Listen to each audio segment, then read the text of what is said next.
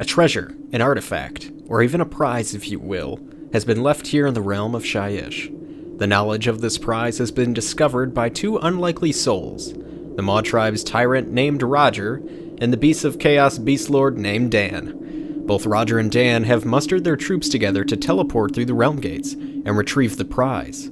Who will claim victory? The Beasts. The Ogors. I want meat. Hello everyone, and welcome to this Age of Sigmar battle report between the goats and the guys that want to eat them. For this narrative battle plan, we are using one I came up with myself called Retrieve the Prize. For those that are interested, I put a video up about the battle plan. It is linked below and hanging out in the cards in the top right as well. Also on a side note folks, I am running a new army, so that means I may miss a thing or two. Please let me and the other viewers know when these mistakes happen. This is how we all become better players, and myself a better content creator. So without further ado, let's introduce the armies. For the Beasts of Chaos, for our general we have the good old Beastlord. He is equipped with the Mutating Gnarlblade artifact and the Unraveling Aura command trait. So folks, on a side note here, I did forget to use the Unraveling Aura command trait on the Beastlord when it probably could have been used once or twice. So keep that in mind. Could have maybe unbound a spell here and there, but probably didn't really affect the game all that much. I've chosen those two items because they come with the Gave Spawn Great Fray, so maybe later we can do some Chaos Spawn shenanigans. For our other three heroes, we have two Greatberry Shamans. One knows the Tendrils of Atrophy spell, and the other the Vicious Stranglethorns spell. Both of these can be found in their spell lore. And finally, we have the good old Doombull. For those wondering why I'm running 4 heroes in a 1250 point list, it is because of the battle plan. Anyways, on to the rest of the army. For battle line, we have a 10-man squad of Bestigors. They sure are the best. And of course, some Ungors with spears. They will be hanging out by the Herdstone for obvious reasons. Some other fun units we have are a block of 6 Bullgors with great axes, a big old block of 30 Ungor raiders with their little stick bows, and finally the speedy and unpredictable cockatrice. I just love this model. I wish I had 12 fighting chickens. With that, we have 1250 points right on the nose. Now, we move on to the Ogor Mawtribes. For our heroes, we have 3 fun ones. The general and leader of our army is our tyrant, Roger. He is armed with the Gut Plate of Gur, which allows him to reroll saves of 1, and his command trait is Food for Thought. If this guy is up close in combat, I gain an additional command point. I've chosen the Meat Fist Mawtribe for these guys. I know it isn't the best option, but it seems fun. Also, on the Tyrant's War Scroll, I've chosen the big name Fateseeker, so now instead of a 4-up save, he has a 3-up. He is going to be a tough one to take down. For the Butcher, he knows the Rib Cracker spell from the spell lore. He will be spending most of his time near the Maw Pot. And for the Icy Firebelly, he knows the Billowing Ash spell. It is an amazing spell, but we shall see if it goes off on that high casting cost of an 8. Moving on to the battle line, we have a block of 9 Ogre Gluttons. They are big, cold, and want to go eat some goats. To back those guys up, we have a unit of 4 Leadbelchers as well. They are also extremely hungry, but want to shoot some handheld cannons first. And the final 2 units are a couple of Iron Blasters. These guys get a bad rap, but damn, these models are amazing. With this, we have 1230 points with the addition of a command point for the Ogor Mawtribes. And before you say, "Hey Donnie, you get a triumph," to that I'll say, yes, I know, and I'll forget to use it, so y'all can just deal with it. Let's now hop into the battle and show you all how everything is set up. As you can see on the battle plan, we have the 2 realm gates set up in each player's territory. A hero from either player's army must move up, grab the objective, and bring it back to the realm gate to win the game. The Ogor Mawtribes have decided to set up on the right side of the table. Their Maw Pot is present, and they are ready to move forward to victory. And of course to munch down on this all-you-can-eat buffet. On the other side of the board, we have the Beasts and their Herdstone. If you notice that the Bestigors are not present on the board, they are hanging out in ambush. So don't you all worry about them. Also, for those interested, we are playing in the Realm of Death, and I'm not using any terrain rules other than those stated in the battle plan. I have 2 armies to keep track of here, so cut me a little slack. The Ogors have less drops than the Beastmen, and they will decide to go second in this scenario, hoping to get that double turn. So, we begin Battle Round 1, Beasts of Chaos. Now, technically, before the battle round actually begins, the Ogor Raiders have a special ability that allows them to scoot 6 inches forward, so they will have to do that before we officially start the game. Now we start Battle Round 1. The Beastmen start off with 1 command point and also get a primordial call point for summoning purposes. To ramp up those primordial call points, the Great Bray Shaman near the Herdstone will enact a blood ritual and sacrifice D3 Ogors nearby, and the Beasts of Chaos will gain 2 more points. Now with no Ogors in range of any spells, the Pale Shaman will decide to cast Mystic Shield on the Doombull. It goes off on a 6, and on a 4, it is not successful. Now we skip over to the movement phase. First, let's get the annoying guys out of the way. The Ogor Raiders will first run, and they get a 6 on the die. So with that roll, and the Shaman's 3-inch bonus because they are nearby, and an extra inch from the banner in the unit, these guys are running 16 inches. This will actively put them just to the left of the treasure, leaving room for the heroes to charge up and claim the prize. Next, the Doombull will move up and run. He rolls up a 4, which is good enough to not spend a command point on the guy. The Beast Lord and Shaman will follow this up. The Beast Lord rolls a 3 for his run, and the Shaman will copy him in every way. The Bullgors will move up as well, running forward an extra 2, but we will spend 1 command point to turn that into a 6. And finally, the Cockatrice will fly forward and run an extra 3 inches, a total of 15. After all of these moves, the Bestigors that were set up in ambush have to come into the game. They will set up here on the north side of the board, 9 inches away from the enemy Iron Blaster. So that is the end of the movement phase. This is also the end of the shooting phase, as no units are in range, so we then move on to the charge phase, as the Bestigors need to roll big. And they get an 8, which is just short of what they needed. So with that, no combat and no battle shock, so this means we transfer over to Ogor Mawtribes, turn 1.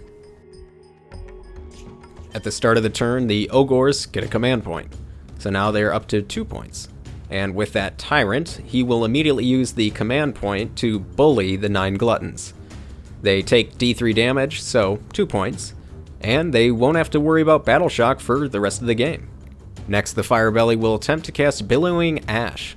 Probably should have started closer to the Mod Pot to get that +1 bonus. Oh well, you live and you learn. Anywho, the spell goes off on an 8, and a 6 is not enough. The Butcher will then cast Voracious Maw on the Bestigors that showed up last turn. The spell goes off on a 6 because of the Maw Pot, and the roll is a 9. The Shaman that moved up is just out of range to unbind the spell. So the Bestigors will take D3 damage, resulting in 3 damage. Now on a 4-up, the spell hits again, and it does, dealing out another point of damage.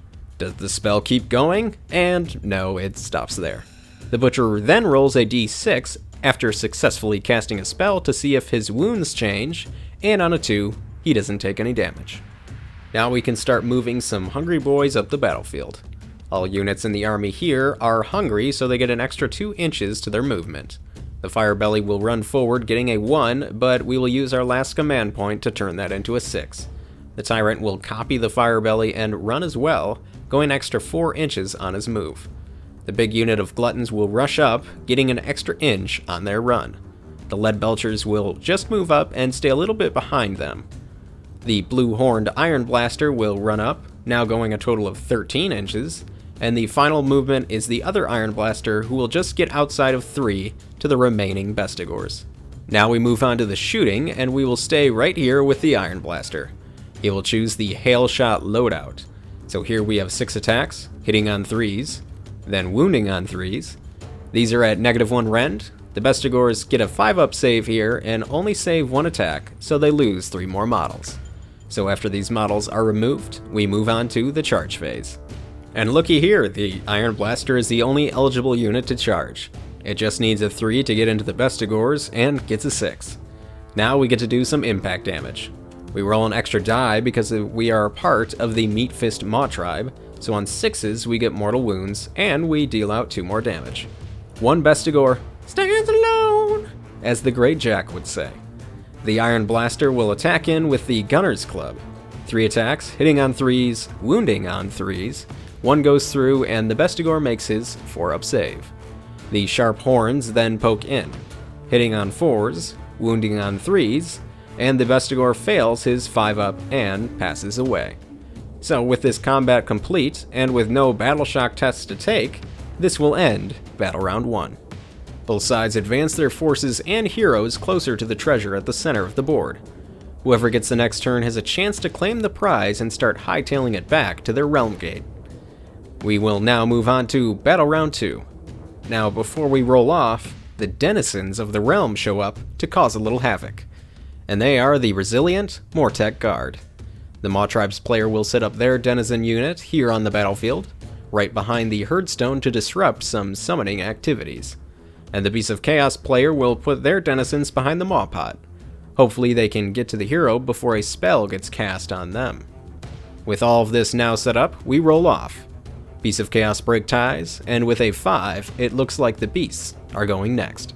The Beast Boys start off and get a command point and a primordial call point. The Shaman will attempt to stab into some Ogors for the sacrifice and gains 3 more call points. This Shaman will then cast Mystic Shield on the Doombull nearby, and it goes off on a 7. The other Shaman is in a position to cast the Devolve spell but doesn't want to move the Firebelly closer to the objective, so a simple Arcane Bolt will do. And on a 4, it is unsuccessful. That pushes us onto the movement phase. For these mysterious denizens, they will now activate. And on a 5-up, the player that set up the unit is able to control the denizens and when they fight. For the beasts, their Mortek roll and they get a 6, so they can control the guard and how they activate. And it looks like the same will happen for the Ogors. Good rolling for both sides there. After this, we will move over to the Doombull, who will run forward towards the objective. He runs up an extra 6 inches, which is key here. The bull is able to move up, grab the objective, and then back away 3 inches. I will now roll to see what special ability is granted to the treasure bearer. And it looks like we will improve the Doombull's Rend characteristic to a -3 on his big axe. Now it is time for the barricade to begin. The Ogor Raiders will also run, getting a 4 and start spreading out their forces. The rest of the units on the board will not run, hoping to get some charges in this battle round. This also goes for both of the 2 Mortek Guard units that showed up to cause some havoc. So that took a minute, but the movement phase is done. Now we get some shooting. First, we will start with the Cockatrice. It will shoot its petrifying gaze into the Firebelly. On a 4-up, it deals d6 damage, and it goes off on a 4, but deals a single point of damage. Now it is up to the Ogor Raiders. They will fire 30 shots into the Firebelly. Now these attacks hit on 4s, but they reroll 1s and 2s because they have 30 or more models. And then, they wound on 4s. The leader will roll first, he hits on 3s, and the rest will then go. We have a total of 20 hits after the rerolls, and we finish off with 12 wounds. The Firebelly has 12 5-up saves, and the Firebelly ignites and is taken down. This completes the shooting phase, so now we'll move on to charges. Since the Firebelly has been taken down, there are only a few long bomb charges that can be attempted here. From left to right, the Bullgors will start, and they get a 12, which is exactly what they needed to get into that Iron Blaster. The Beast Lord rolls up a 10, which is actually just an inch short. The Raiders have decided not to charge and hold the line, while the Cockatrice rolls up a 6, which can't get the Beast anywhere. And let's not forget about the Mortek Guard denizens. The Beast Guard roll a 5 on the charge, which is not enough to get to the Butcher, but the Ogre Guard get a big 12, and they can move all the way up to the unsuspecting Shaman. Off camera, I moved all the forces up and piled in. The Beasts of Chaos will start with the Bullgors. They have 10 attacks with their great axes, but I rolled 15 here as I read the wrong attack profile, so sorry about that. Hitting on 4s and wounding on 3s, the Iron Blaster takes 3 mortal wounds off the top because 6s are special, and then it has to roll a 6-up save. The artillery saves nothing and takes a big old 24 damage, destroying the unit. Now, even though I goofed up here, and if you take a third of the total damage away, that Iron Blaster is still toast. Next is the Ogor's Mortek Guard. We have 15 attacks going into the Shaman, and 6 going into the Ogors. We hit on 3s here, and then wound on 4s. The Shaman has no save here, due to the -1 rend, and takes exactly 5 damage to take down the Wizard. Then, on a 2-up, the Shaman will turn into a spawn, but it fails it on a 1. That's too bad. The Ogors have a 6-up save on the 3 damage they take, They fail them all and lose 3 models. The Ogors will pile in and attack next, hitting on 5s with their spears, then wounding on 4s. The guards have a 5-up save because of the Herdstone aura, and crush the save. This ends the combat phase, and no battle shock needs to be taken here. The Ogors are in the Herdstone aura, and the Iron Blaster and Shaman have passed on. We now will move on to the Ogor Mawtribes, turn 2. To start things off, they get a command point. The Butcher will then go for broke and use the Voracious Maw again, this time targeting the Bullgors. It goes off on a 6 because of the Maw Pot, and it is successful. The Shaman nearby will attempt to unbind this, but is unsuccessful with a 5. So the damage begins. The Bulls take 1 damage to start, and the damage then continues. The second spot of damage is 2 more.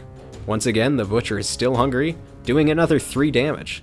But then his appetite is finally appeased. This kills a Bullgor and wounds another for 2. The Butcher will then see if he takes any damage, and is not on a 5. Now on to the movement phase, where the Butcher will scoot up a little, still staying within 1 inch of the Maw Pot. For the Tyrant, Gluttons, and the other Iron Blaster, they will all move up within 3 of nearby enemy units, while the Lead Belchers will stay put, as you will see why in a second. And let's not forget about the Denizens. The unit the Ogors plopped in is stuck in combat, and on a 5, they get to decide when to act in combat. And the Beast of Chaos unit is also able to be controlled by the Beasts. The Mortek unit not in combat will simply move up its 4 inches closer to the Butcher. After all of these big blue guys and skeletons have moved up, it is time to do some shooting. Now since the Lead Belchers sat still, they get D6 shooting attacks instead of D3. They all are barely in range of the Bullgor squad and will take what looks like 15 attacks into the Bullgors. Hitting on 4s and then wounding on 3s, there is a -1 rend here, so the Bulls have a 6-up save and manage to fend off 2 shots, which totals 3 damage, which is enough to take down another Bull and damage another. The Iron Blaster will choose the Hail Shot once again and attack into the Ungor Raiders. The hope here is to thin down the block so that they can get to the artifact carrying Doombull. 6 attacks go in, hitting on 3s and wounding on 3s. The Raiders have no save here, so they lose 3 goats. Only 27 more to go. Oh, and I almost forgot, the Tyrant has a pistol. Attacking into the Raiders, hitting on 4s and wounding on 3s, he misses some goat vitals. Now it is the charge phase. Starting with the Gluttons, they roll up a 6 to charge, and they will head right into the Ungor Raiders. Since they have 8 or more models, the trampling charge ability goes off on a 4+. After all of the rolls, the Raiders take only 1 mortal wound. The Tyrant rushes in as well on a 4. Once again, those trampling charge rolls, and the Ungors take a big 3 mortal wounds this time. The Iron Blaster is next and gets a big 11. He will move up to the Raiders as well and send in another 3 mortal wounds from the charge. The Lead Belchers will attempt to charge, but can't go anywhere on a 5. And the Mortek Guard in back roll up a 4, so they can't go anywhere either. Now we move on to combat. Before the fighting begins, our Tyrant will use a command ability called the Unstoppable Feast on the Gluttons, granting them an extra attack with their bites. And we will start with the Gluttons. I've piled in all the units off camera just like last turn. They have 6 guys, including the leader. We have 19 attacks going into the Ungors. 6s are 2 hits. We have 15 total hits, then wounding on 3s. And it looks like we need 11 6-up saves from the Raiders.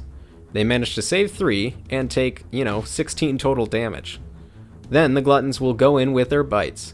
They now have 12 attacks, hitting on 3s, and then wounding on 3s. 5 go through, and the Ungors have to save 2 of these. And with no 6s, that is the unit.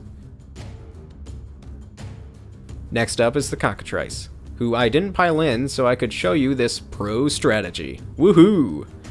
Anyways, since next activation the Tyrant could go and pile in close to the Cockatrice, the bird will pile in 3 inches around the base of the Iron Blaster to stay out of the Tyrant's range. Now, onto the attacks. The beak is 2 attacks hitting in on 4s, and it misses. The talons are 4 attacks hitting in on 4s, wounding on 4s. The Iron Blaster has a 4-up save, and makes it. Next are the Mortek Guard, who will attack into the 2 remaining Ungors. They hit on 3s, wound on 4s, and the shield saves are not enough, taking down the unit. The Beast Lord will go next, attacking into the Gluttons, hitting on 3s, re-rolling 1s, and does roll a 1, so he takes a point of damage. He wounds on 3s, and nails in 3. The Gluttons are on a 6-up save, and make 1. This means they take 6 damage from the mutating Gnarlblade, which means they lose 2 Gluttons. The Iron Blaster is next, and will do a series of attacks into the Cockatrice. With his club, it hits on 3s and misses everything. The Rhinox hits on 4s and wounds on 3s with a -1 rend. No save here, and it deals D3 damage for 2. And the Scrapper's blades stab in on 5s and miss. Now technically the Tyrant is next and can still pile in his 3 inches. He is closest to the Cockatrice and elects not to pile in to stay closer to the Doombull carrying the objective for a future turn. So this then ends combat. For Battle Shock, the Gluttons are immune and everything else was just wiped off the board. So this ends Battle Round 2. The Ogors did a good job of clearing out the Ungor, but the Doombull still has the objective. Can the Ogors catch up and snatch it before he takes it through the Realm Gate? We shall see in Battle Round 3. First, we have the roll-off. Piece of Chaos break ties, and they win the round again, and elect to go first. As always, they get themselves a command point and a primordial call point, moving them up to 8. With only 1 wizard left, the Great Bray Shaman will attempt to cast Mystic Shield on the Doombull, getting an 8. The Butcher is in range to attempt an Unbind and is successful on that boosted 12. Then he will see if he can take any damage, and he does not on a 2. This effectively ends the hero phase. At the start of the movement phase, we see if the Mortek Guard are controlled by each player. The Ogors roll a 1, so they are not in control, and so do the Beasts. This means the Mortek must move to the closest enemy and always act last in the combat phase. Then we begin some run rolls. The Doombull is running out of here, getting a 6, not even having to use a command point.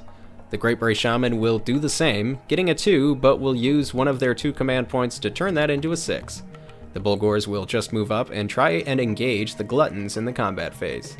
Then both of the units of Mortek will move up and get within 3 inches of an enemy. At the end of the movement phase, the Beasts will spend 4 primordial call points and summon in a pack of dogs. They will set these up as a hopeful barricade for a future turn. Then we move on to the shooting phase. We have the Cockatrice who will let out its gaze at the Iron Blaster. On a 4-up, it does D6 damage. It slams in successfully and deals in 4 damage. This now leads to charges. The Bullgors will go first, and they roll up a 6 on the charge, which gets them into the Gluttons. And the Doombull rolls up a 9, which is very good. This means he can charge and pile in near the back of the guard, getting him that much closer to the exit. The Mortek Guard are last for charges, and they get a 6. Since they are not controlled by a player, they go into the closest unit, which is both the Butcher and the Leadbelchers. All the charges are complete, so now we move on to the combat phase. First things first, the Doombull will use the command ability for Slaughterer's Call, giving him +1 to wound rolls. Then we start off with the Bullgors. We have 9 total attacks here, hitting on 4s, and then wounding on 3s. And with a -2 rend, the Gluttons have no save, and take 13 damage. Ouch. The Horns then attack in, hitting on 4s, and wounding on 4s. 1 damage pops in, and the Gluttons cannot save against it. After 14 damage, the Gluttons lose 3.5 bodies. The Gluttons will activate next before the Beast Lord can go and will pile in. They have 9 attacks with their clubs, hitting on 3s, 6s are special, and we wound on 3s. We have 6 4-up save attempts from the Beast Lord, and he only saves 1, taking plenty of damage to finish him off. But on a 2-up, he becomes a Chaos Spawn, and rightly so. Next will be the Cockatrice attacking into the Iron Blaster. With its beak, it attacks in, hitting on 4s, and whiffs as per usual. With its talons, it hits on 4s again, wounds on 3s, and with a 4-up save, the talons deal a point of damage. Next up are the Leadbelchers, who will attack into the Mortek Guard. They get 9 attacks with their bludgeoning blows, hitting on 3s, wounding on 3s, and at a -1, the Guard have a 5-up and take 8 damage. Then they bite into the Guard with 4 attacks, 3s, and then 3s. No rend on these attacks, but the Guard fail too, and the unit is destroyed. Next is the Chaos Spawn. It gets 2d6 attacks, rolling up an 11. It hits on 4s and then wounds on 4s. The Gluttons have 2 5-up saves and only take 1 damage. The Iron Blaster is next and will do a series of attacks into the cockatrice. With his club, it hits on 3s, wounds on 3s, and misses. The Rhinox hits on 4s and wounds on 3s with -1 rend. No save here, but it deals in d3 damage for a total of 3. And the Scrapper's Blade stab in on 5s and of course miss. The Doombull is next and is going to attempt to carve into the Mortek guard. Hitting on 3s with his axe and wounding on 2s. He actually has a -1 rend here because of the treasure he is holding, so no save for the guard, and they take 9 damage. With the horns, the bull hits on 4s and wounds on 3s, getting a mortal wound on that 6, finishing off the unit.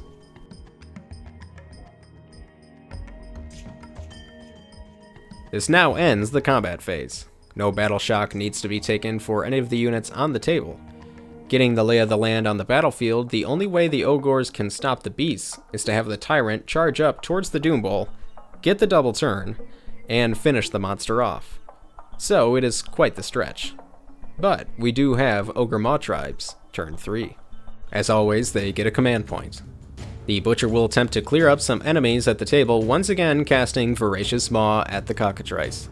The spell goes off on a 7, and with the +1 bonus, the spell goes off on a 9. The cockatrice takes d3 damage for 1.